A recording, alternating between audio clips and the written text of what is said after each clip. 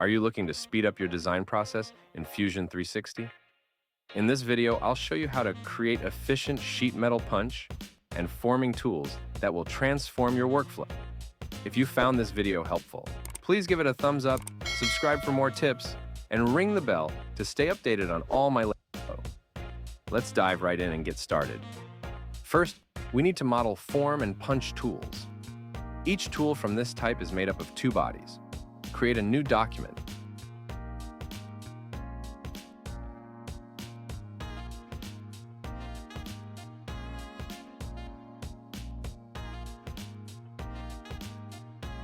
Click on the new sketch and select the frontal plane. Draw a circle that will have a diameter of about 10 mm larger than the diameter of the desired area of the sheet. Close the sketch and click the Extrude command to create a base for our tool. Enter the sheet thickness value in the distance. Select the front side and click on the new sketch.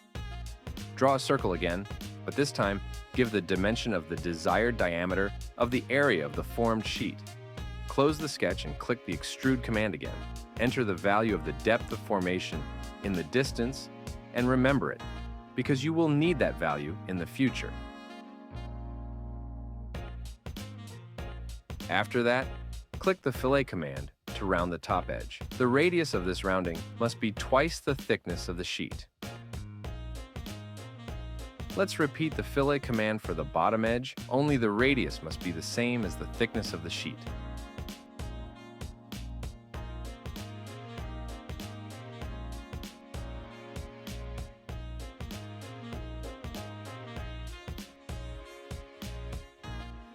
Optionally, you can paint the body in a different color for easier inspection.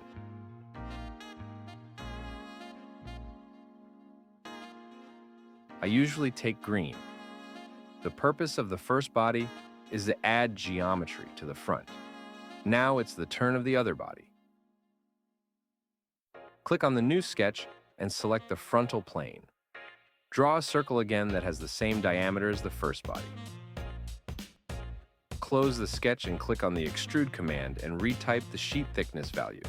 Only this time, it will have a positive value to change the direction. Then, select the front again and click on the new sketch. Draw a circle that will have a diameter that is two thicknesses of sheet metal, smaller than the diameter of the first body.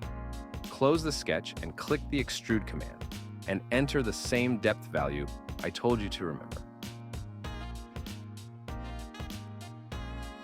Click on the Fillet command, and now enter the reverse of the first body.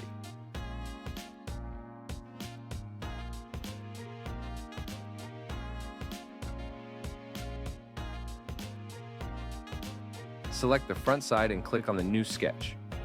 Draw the geometry that will represent the openings on the sheet metal. Draw as I drew, or draw the shape you need.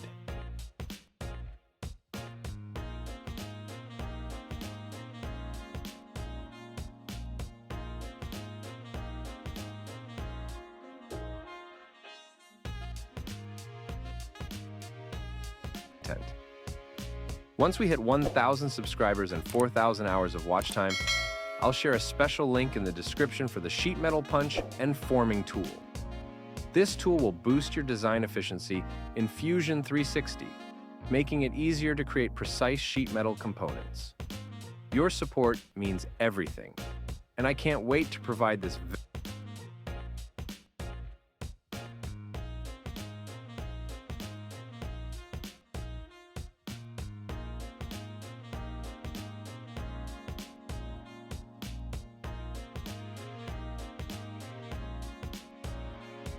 Close the sketch and click on the Extrude command. In the distance, enter a value large enough so that the openings are always cut in sheet metal.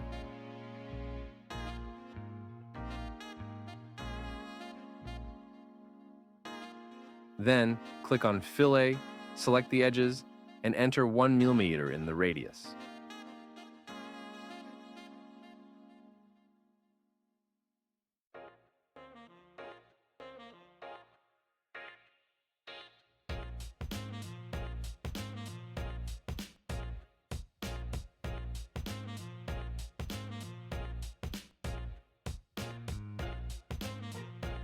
After that, click on Circular Pattern. Select in the Object Type Features and, in the timeline, select the last two features.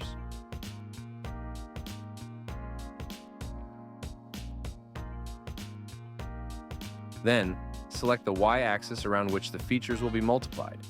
Then, type the value, how many times it must be multiplied.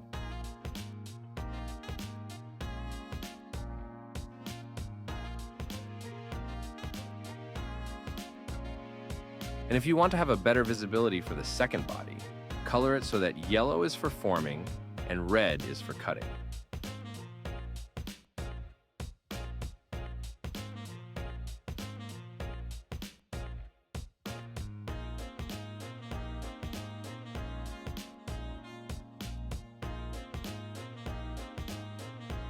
This is what concerns the second body. The purpose of the second body is to take away the geometry from the backside so that it looks like sheet metal is formed. It also has the additional role of making the openings necessary for the sheet metal. Now that we've built those tools, it's time to put them to use. Design a sheet metal part that will have a thickness of 0.6 millimeter and a radius of 0.6 millimeter and save it. Then drag from the data panel the tool you designed. Then position it in the desired place. Please note, the base of the green body, which is 0.6 meter, must be in sheet metal.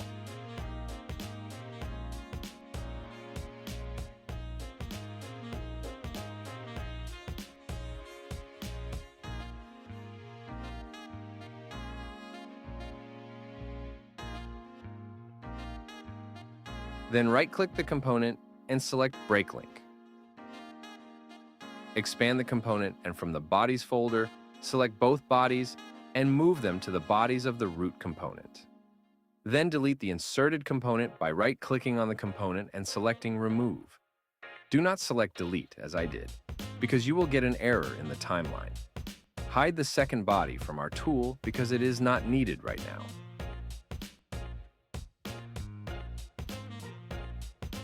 Then first click on it. Hold Ctrl on your keyboard and click on the first body, then click on Combine.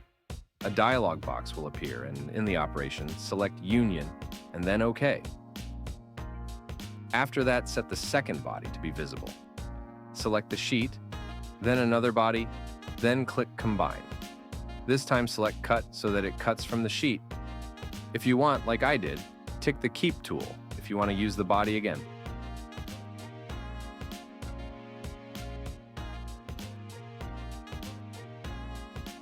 So you see, the Form tool can be used efficiently in cheap CAD programs like Fusion 360.